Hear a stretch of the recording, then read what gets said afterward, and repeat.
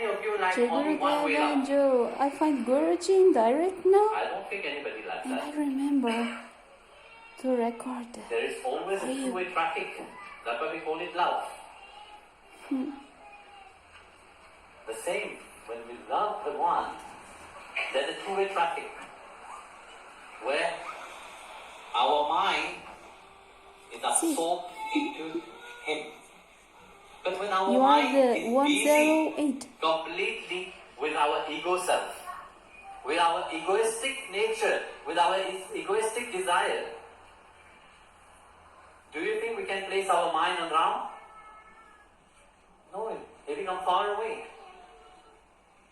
He becomes so far away, but even when we try to reach him, it becomes difficult.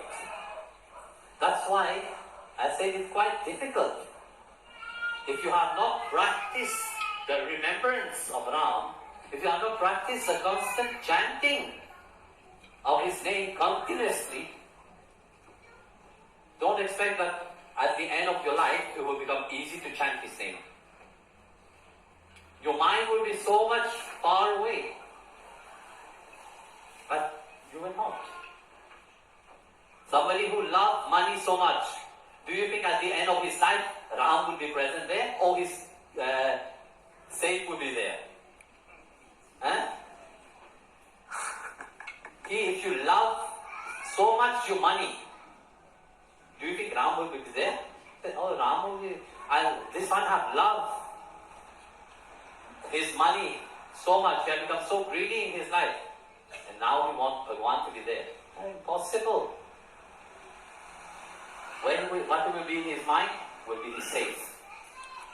Will be his money. Then he will die. Do you think he will go to Vaikuntha? He will not go to Vaikuntha.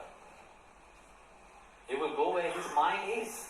That's why in the Bhagavad Gita, Krishna said, in the whole chapter explaining, when you pass away,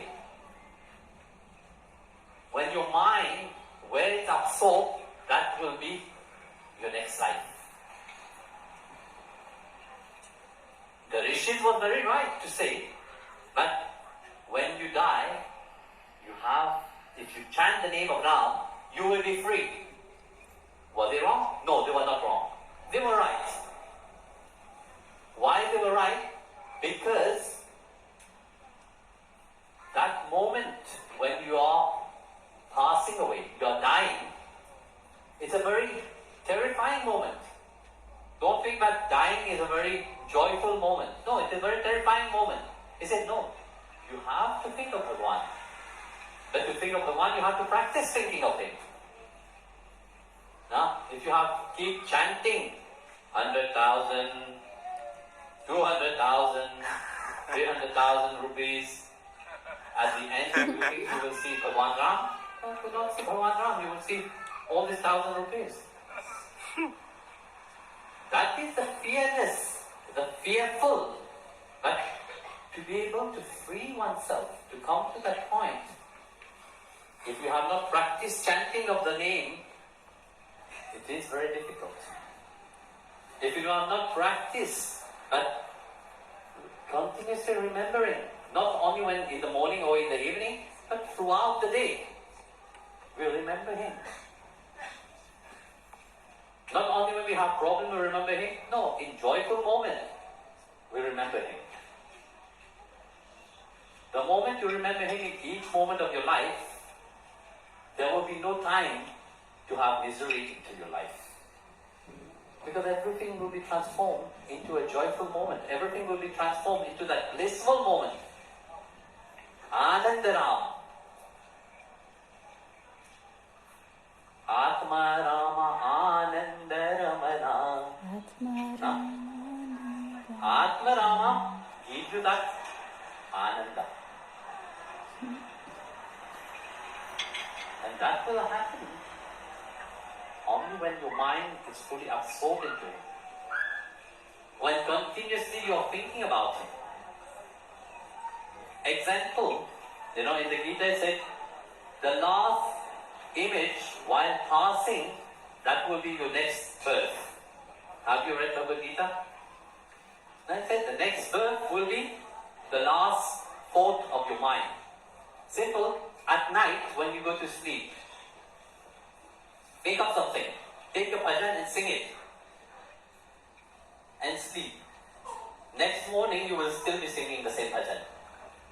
So you have slept with one bhajan, one thought you have slept. The next morning when you wake up with the same thoughts. So it is a continuous, no? So the same thing, that's why I say, but if you remember the name of Ram, you will be free. Remember the name of Sri Hari, you will be free. But that nobody can do for you. You see, you are dying. Most of the time, all your senses are gone. Don't think that you can hear at that moment. No, you are gone, you are not present. As much as somebody will be singing Ram, Ram, Ram, Ram, Ram next to you, not possible. If you have not let that heart vibrate each moment of your life Ram, your mind has been kidnapped. Your mind has to be absorbed in the holy name. The mind has to be absorbed in Harinam. So that when you awake, there is Harinam inside of you. When you go to bed, there is Harinam inside of you. Whatever you do is only through the vibration of Sri Hari. Then you can be sure you are secured completely. Then you have come to the point of completely realize that human birth itself, that precious life itself which Bhagavan have given you. That is to realize the light within you. But when we look at Ram's story, Sita being kidnapped by Ravana. Sita represents that mind. Ravana is an ego. When Ravana, which our ego have kidnapped our mind, our egoistic nature, desire have kidnapped our mind. Do you think you have Shanti inside of your mind?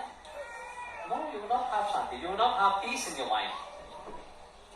So then you will have to work strongly to bring the mind into a state of single-pointed minded devotion. Do you think it's an easy process? Not easy process at all. This is where Hanuman comes. Hanumanji represents the Prana Shakti. That breath itself. Anju, Guruji is talking about Hanumanji. Our mind is controlled by our breath. Our breathing controls our mind. You have seen that somebody which is agitated in the mind, how is the breathing? Very fast. Huh? But those which is calm, the breathing is very calm, very regulated. So our mind control our breathing and our breathing control our mind. But what brings is Lakshmana. This is our awareness. You have to become to the point of being aware of the breathing each moment of your life. So when you become to the point of being aware of your breathing, that breath itself regulates your thought, which bring the unity between Sita and Rama. How? By vanquishing the ego itself. Ravana is dead. Ravana has been vanquished. Ravana very often is represented with 10-headed, no? Very terrifying. But this is our ego, you know. Our ego is decorated itself in so beautiful ways that we get absorbed into that. So that's why when Ravana has been vanquished, Ravana has been killed, Sita can unify. The mind can unify again with the consciousness. The mind can unify again with the Atma. Then there is its unity again. This is where love starts to flow for you. Where you become truly that Atma Rama itself. You start to reflect all the great saints, you see,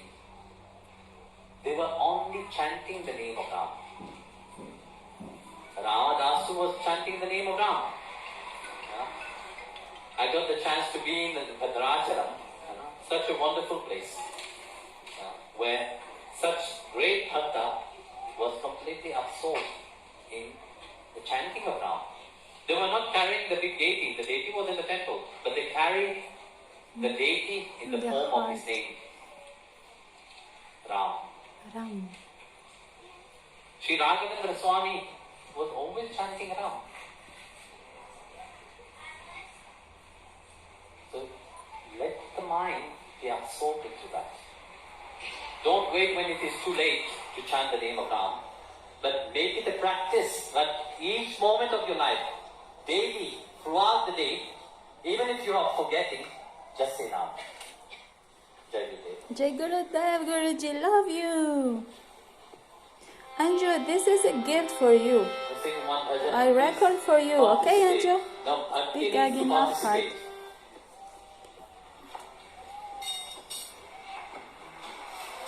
This is Jai Shri Ram, Jai Ram, Jai Jai Ram. I said no. How annoying. Wait.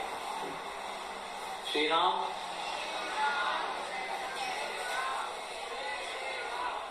Come on. Look, this is a big thing. I know it. Sige na post in the nasa the top. Ram needs to the bowl out of the body. You have big goes to that. I'm looking at chance right now. Shri Ram, Shri Ram, Jai Ram, So beautiful. Shri Ram, Jai Ram,